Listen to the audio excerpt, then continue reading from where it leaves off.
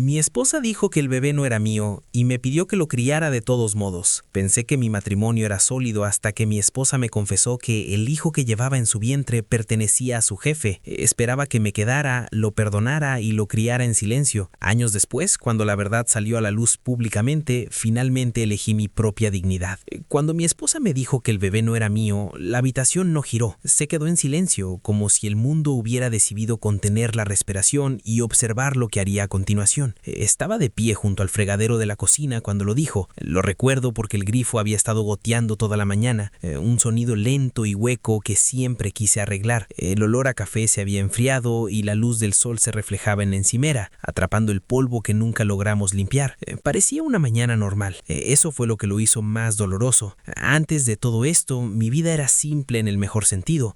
Conocí a mi esposa, Laura, cuando ambos teníamos 27 años. Por aquel entonces se reía con facilidad, con toda la cara, y tenía la costumbre de tocarme el brazo al hablar, como si quisiera asegurarse de que realmente estaba ahí. Nos casamos 3 años después, sin extravagancias, solo familia, una pequeña iglesia y una recepción donde su tío puso música un poco alta. Juntos construimos un ritmo tranquilo. Yo trabajaba como supervisor de operaciones en una empresa de logística, muchas horas, sueldo fijo, nada glamuroso. Laura trabajaba como asistente ejecutiva en una empresa regional del centro. Era organizada, ambiciosa y se enorgullecía de ser indispensable. Admiraba eso de ella. Nuestras tardes eran predecibles. Cenaba sobre las 7, las noticias a bajo volumen. A veces se sentaba con las piernas cruzadas en el sofá con su portátil, todavía respondiendo correos, con el ceño fruncido por la concentración. Fingía quejarme, pero en secreto me gustaba su determinación. Me hacía sentir que estábamos construyendo algo juntos, aunque no siempre supiera qué era. Hablábamos de hijos con esa vaguedad,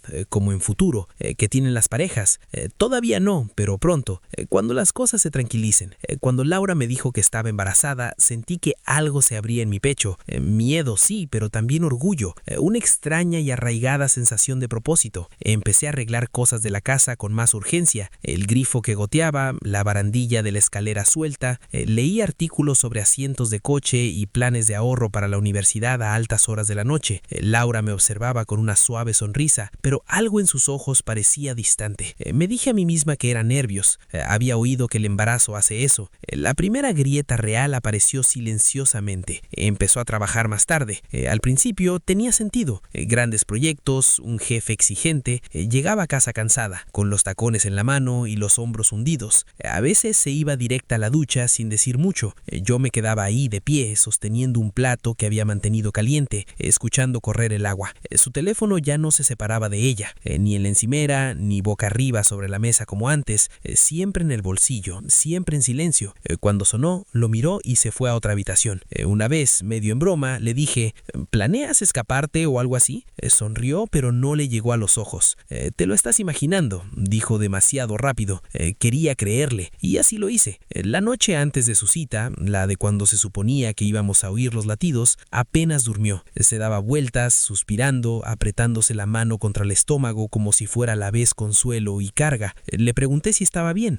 Asintió, luego negó la cabeza y dijo que solo estaba asustada. La abracé y le dije que lo resolveríamos, fuera lo que fuese. A la mañana siguiente me preguntó si podíamos hablar primero, no en la consulta, en casa. Fue entonces cuando lo dijo. Necesito decirte algo antes de que esto vaya más lejos, susurró, mirando al borde de la mesa. Esperé, mi corazón latía fuerte, pero mi mente permanecía extrañamente tranquila. El bebé, su voz se quebró, respiró hondo. El bebé no es tuyo. Recuerdo haber notado lo firmes que estaban mis manos. Eso me sorprendió. Recuerdo haber pensado en lo injusto que era que el grifo todavía goteara. No grité, no pregunté quién, solo dije, vale, porque mi cerebro aún no había alcanzado a mi corazón. Levantó la vista entonces, con los ojos rojos, escudriñando mi rostro. Fue un error, dijo rápidamente. No lo planeé. Tenía miedo. No sabía cómo decírtelo. ¿Quién? Pregunté. Tragó saliva. Mi jefe. La palabra flotaba entre nosotros. Jefe, no un extraño, no un ex, alguien con poder, alguien que la viera todos los días. No lo quiero, se apresuró a decir. Te elegí a ti, nos quiero a nosotros, solo necesito que lo entiendas. Me quedé allí, sintiendo como si el suelo se hubiera movido unos centímetros a la izquierda. Entonces dijo la parte que aún resuena en mi cabeza. Quiero que lo críes, como tuyo. Nadie tiene que saberlo jamás. Me tomó la mano, no la aparté, tampoco me aferré a ella. Ese fue el momento momento en que me di cuenta de que mi vida se había dividido en dos caminos y que, eligiera el que eligiera, algo en mí quedaría atrás. La habitación estaba en silencio, salvo por ese maldito grifo que agotaba el tiempo. Le dije que necesitaba aire y cuando salí, el mundo seguía como si nada. Pasaron coches, un perro ladró, en algún lugar alguien rió. Dentro de mí, todo había empezado a fracturarse silenciosamente, invisiblemente. Caminé hasta que el aire frío me quemó los pulmones. Nuestra calle parecía la misma de siempre, césped bien cuidado, buzones ligeramente inclinados a la izquierda, un vecino lavando su coche como si fuera un sábado cualquiera. Me quedé en la esquina con la mirada perdida, intentando comprender cómo una vida podía sentirse sólida un minuto y vacía al siguiente. Cuando volví a entrar, Laura seguía en la mesa, no se había movido, tenía las manos cruzadas, los nudillos blancos, como si se hubiera estado preparando para el impacto. No me senté. ¿Cuánto tiempo?, pregunté. Dudó. Esa vacilación me dijo más que cualquier respuesta. Unos meses, dijo finalmente. Se detuvo antes de que supiera que estaba embarazada. ¿De verdad? Mi voz no sonaba como la mía, sonaba más vieja, más delgada. Asintió demasiado rápido. Sí, lo juro. Quería hacer 100 preguntas. ¿Dónde? ¿Cómo? ¿Por qué? Pero todas parecían inútiles. Lo que importaba ya estaba ahí, creciendo silenciosamente, cambiándolo todo. ¿Y él lo sabe?, pregunté. Negó con la cabeza. Todavía no. No se lo dije. No quería que se involucrara. No lo quiero en nuestras vidas. En nuestras vidas. Las palabras se sentían frágiles ahora, como si pudieran romperse si se pronunciaran mal. Se levantó y me tendió la mano de nuevo. Esta vez di un paso atrás. ¿Me estás pidiendo que mienta?, dije. Por el resto de mi vida. Se le llenaron las lágrimas. Te pido que te quedes. Esa noche no dormimos. Nos acostamos en lados opuestos de la cama, con un espacio amplio y cargado. Cada sonido se amplificaba. El zumbido del refrigerador, el tic-tac del reloj, su respiración irregular. En los días siguientes me moví por la vida como un invitado. En el trabajo, los números se confundían. Miraba los correos electrónicos sin leerlos. Mis compañeros bromeaban a mi alrededor, sin darse cuenta de que mi matrimonio se desangraba silenciosamente tras mis costillas. Laura intentó ser normal. Cocinaba, sonreía, me preguntó si quería té. Algo me revolvía por dentro. No era ira exactamente, sino incredulidad. ¿Cómo podía actuar como si esto fuera solo otro problema que resolver? No se lo dije a nadie. La vergüenza tiene una forma de hacerte proteger precisamente lo que te hace daño. No quería lástima, no quería consejos, ni siquiera sabía qué historia contaría si lo intentara. Una noche, mientras se duchaba, su teléfono se iluminó en la mesita de noche. Una prevista del mensaje apareció en la pantalla. ¿Ya hablaste con él? Sin nombre, solo un número. Sentí una opresión en el pecho. Lo miré más tiempo del debido. Cuando la pantalla se apagó, sentí que me había perdido algo importante, como si una puerta se hubiera abierto y cerrado antes de que pudiera entrar. Más tarde le pregunté, ¿te está escribiendo? Se quedó paralizada, con el cepillo de dientes a medio camino de la boca. ¿Quién? Tu jefe, suspiró, un sonido cargado de fastidio. Te lo dije, se acabó. Solo pregunta por el trabajo. Trabajo. Esa palabra otra vez, un disfraz conveniente. Quería pruebas, no porque dudara de lo que había dicho sobre el bebé, sino porque necesitaba comprender la forma de la mentira que me pedían que viviera. Así que empecé a prestar atención. Noté cómo se estremecía cuando su nombre salía casualmente en una conversación, cómo cambiaba de tema cuando alguien mencionaba eventos de la oficina, cómo borraba mensajes con más frecuencia que antes. Una tarde salí temprano del trabajo. No se lo dije. Conduje hasta el centro y aparqué frente a su edificio de oficinas. Me dije a mí mismo que solo estaba siendo paranoico, que esperaría 5 minutos, luego iría a casa y me disculparía por no confiar en mi esposa. Salió 40 minutos después. No estaba solo. Era más alto de lo que esperaba. Canoso en las sienes, postura segura. El tipo de hombre que parecía acostumbrado a que lo escucharan. Estaban cerca, demasiado cerca. Dijo algo que la hizo reír. La risa de verdad, la que no había oído en meses. Entonces su mano le tocó la espalda. Breve, familiar. Eso fue todo. Eso fue todo. Pero fue como ver la última pieza encajar en su lugar. Conduje a casa con las manos apretadas en el volante, la mandíbula dolorida de apretarlo. Cuando llegó más tarde, radiante de frío, no le pregunté dónde había estado. Ya lo sabía. Esa noche tomé una decisión. No sobre quedarme o irme. Todavía no, sino sobre ver las cosas con claridad. Se acabaron las medias verdades. Ya no me protegería con la negación. Si iba a vivir con este dolor, necesitaba comprender el coste total. Y si no, necesitaba saber cuándo alejarme con lo que me quedaba de dignidad intacta. Permanecí despierto mucho después de que ella se durmiera, mirando el techo. Sobre nosotros, la casa crujió suavemente, asentándose en la noche. Dentro de mí, algo más se estaba sentando también. No perdón ni rabia, sino sino una silenciosa determinación de dejar de ser la última persona en saber la verdad. Las semanas que siguieron se sintieron como vivir bajo el agua. Todo fue más lento, apagado. Los sonidos me llegaban como de lejos, e incluso mis propios pensamientos se sentían amortiguados, embotados por algo pesado que me oprimía el pecho. Laura se movía alrededor mío con cuidado, como quien camina por una habitación llena de cristales frágiles. Una noche cocinó mi plato favorito, pollo asado con limón y tomillo. El olor llena la cocina, cálido y familiar. Puso la mesa con cuidado, incluso encendió una vela. La observé desde la puerta, notando lo deliberado de cada movimiento. Pensé que podríamos tener una buena cena, dijo en voz baja. Asentí y me senté, aunque mi apetito había desaparecido hacía semanas. A mitad de la comida, extendió la mano sobre la mesa y la puso sobre la mía. Su palma estaba cálida, temblando. No puedo perderte, dijo. Sé que la arruiné, pero aún podemos ser una familia,